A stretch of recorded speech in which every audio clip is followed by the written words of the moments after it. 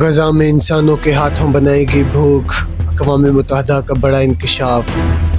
اقوام متحدہ کے ایک اعلیٰ عہدیدار نے حیران کن دعویٰ کرتے ہوئے کہا کہ غزہ میں جاری قحط فطری نہیں بلکہ انسانی اور سیاسی سازش کا نتیجہ ہے۔ اس وقت سامنے آیا ہے کہ ورلڈ فوڈ پروگرام نے رپورٹ کرتے ہوئے کہا کہ غزہ میں خوراک کا ذخیرہ مکمل طور پر ختم ہو چکا ہے۔ اقوام متحدہ کے خوراک کے حق پر نمائندہ خصوصی مائیکل فخری کا کہنا ہے کہ اسرائیل نے 50 دنوں سے زائد عرصے سے غزہ کا مکمل محاصرہ کر رکھا ہے اور منظم طریقے سے بھوک کو بطور ہتھیار استعمال کر رہا ہے، لیکن عالمی برادری خاموش تماشائی بنی ہوئی ہے۔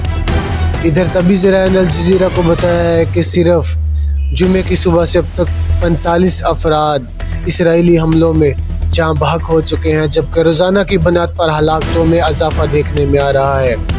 اب تک مجموعی رپورٹ کے مطابق 51,000 سے زیادہ فلسطینی شہید، 1,17,000 سے زائد زخمی، جبکہ غزہ کی حکومتی میڈیا آفس کے مطابق یہ تعداد 61,700 سے تجاوز کر چکی ہے، جن میں وہ ہزاروں افراد بھی شامل ہیں جو ملبے تلے دبے ہوئے ہیں اور مردہ تصور کیے جا رہے ہیں۔ یاد رہے کہ 7 اکتوبر 2023 کے حملے میں 1,139 اسرائیلی شہری جان کی بازی ہار گئے تھے اور 200 سے زائد افراد کو یرغمال بنا لیا گیا تھا۔ یہ صرف اعداد و شمار نہیں، یہ ایک انسانیت سوز المیہ ہے جو ہمارے سامنے دن بدن سنگین ہوتا جا رہا ہے۔